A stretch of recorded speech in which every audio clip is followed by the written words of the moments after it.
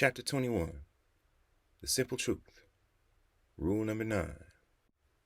What happened? That's the first question anyone wants to ask.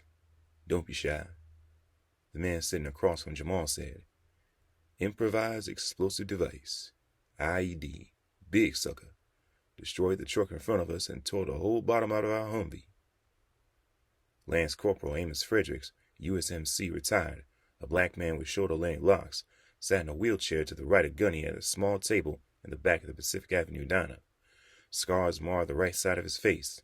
The Rev sat on his left, while Jamal sat straight across from Fredericks. So now I am fully equipped with 2 prosthetic legs, 1 Manutron bioelectronic type GC mechanical hand, and a terrific collection of scars that border on body art.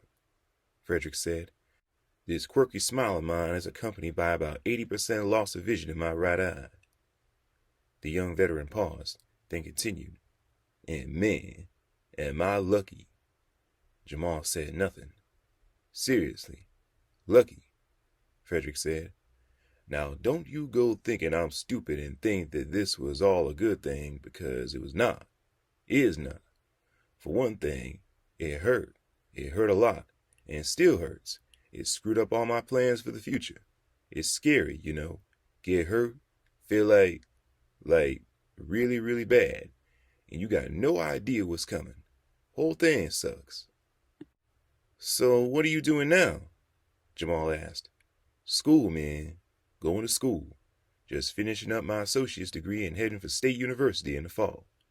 Yeah? Jamal said. Yeah, and that is something I never thought I'd be doing. I was never any kind of student, Fredericks said. I mean, I did okay in high school, but I never expected to go any further. And now? Jamal said. Not 100% sure, Fredericks said. Could go into computers, maybe.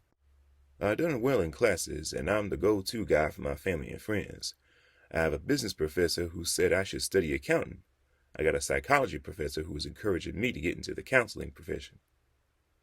So I got 2 things for you, he continued. 1, just a piece of advice, and the other, a rule for that little notebook the Rev says you're keeping. Well, sure, Jamal said. He fumbled briefly with his coat, found his notebook, and opened it. Here's the advice, Fredericks said. You get through a tough time. You use it. I survived getting blown up, got through it. Now I'm damn well going to use it. You survived incarceration. You got through it. Now use it. You're tougher now, stronger. You're a survivor. Anything else comes now, it's got to be easier than that. Yeah, Jamal said. Some ways it's easier. But when you come out with a rap sheet, you got a lot more mobility than me, brother. And you're going to work through the stuff that comes with incarceration. Yeah, I know, Jamal said. You think you know, Fredericks said. You think, but deep down inside, you still got a chunk of poor me, of feeling sorry for yourself, inside you. You think life is unfair. Well, it's true. What happened to you, what happened to me, it really sucks. Life isn't fair. Good men get killed. Bad guys got rich. And guys like us, we go to work like hell every day just to make it to tomorrow. And you know what? It's okay to feel a little sorry for yourself from time to time, Fredericks said. It's true. But it's also true that we made it through some tough times. Damn tough times. We have been tested. We survived. And once we got past that, we can get past anything. Okay, Jamal said. Advice received. Now the rule, Fredericks said. I learned this one really well while I was in the hospital and in physical therapy. Okay, Jamal said. Now this is going to sound, well, simple-minded. Okay, Jamal said. Stupid maybe, Fredericks said. But trust me, it's true. I'm listening, Jamal said. The most important things in life are free, Fredericks said. You can write that down. The most important things in life are free. Jamal wasn't writing. He was looking at Fredericks. The man in the wheelchair held on to him with his one good eye. He locked in on Jamal. He spoke again. I know you're worried about money and being in debt and all that, Frederick said, and it's important, that's for sure. But it's not the most important part of your life. There are times when you have to push all your day-to-day worries aside and see the big picture. Think about, say, taking a walk around the block. Don't cost nothing, Frederick said. Now get your legs blown off. You understand how important some things are. You been to the ocean? Take a walk on the beach since you got out of incarceration? Fredericks asked. No, Jamal said. Try it then, Frederick said. Remember what it felt like when you were inside, in prison and all. Then take a walk on the beach. I'll bet it feels a little different, a little better. You got friends? Fredericks asked. Not many, Jamal said. Then he glanced at Gunny on one side and the old man next to him. But some, he added. Good friends. You can't buy them with money. How about your health? Feeling okay? Seeing here well? Fine.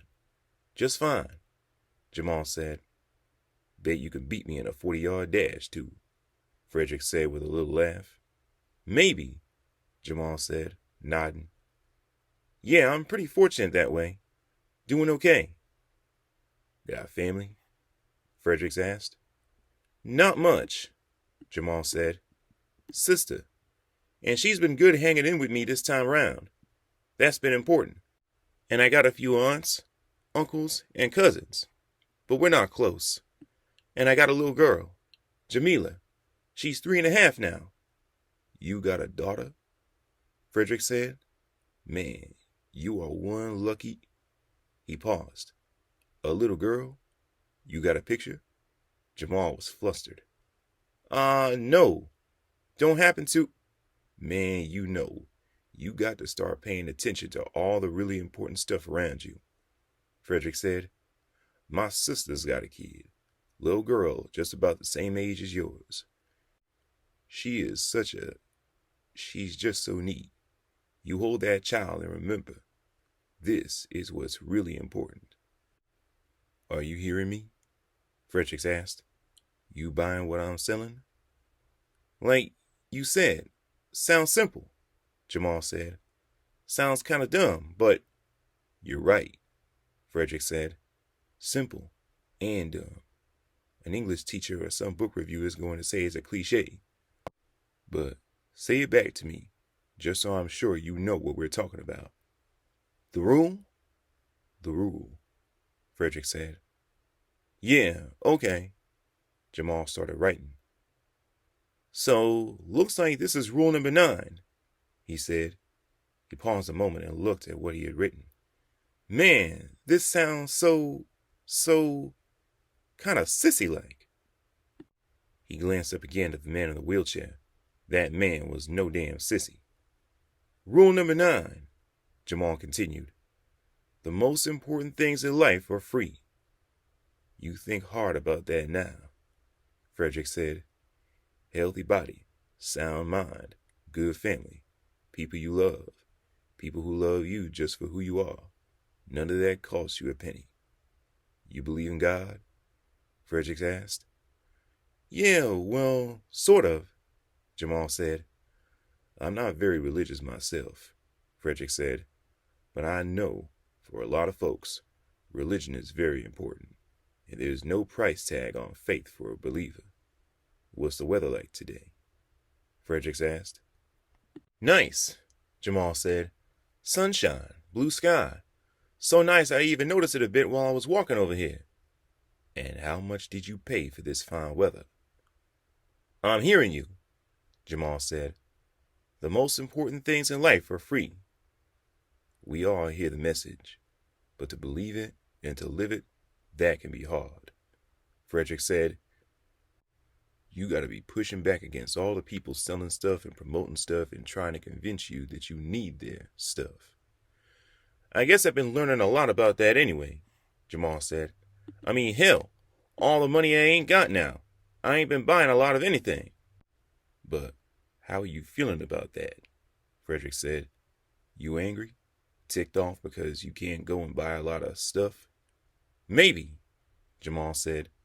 Maybe a little. Look at your rule there, Frederick said.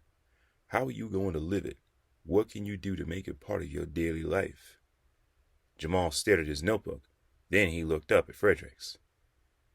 It's so, I don't know, lame sounding.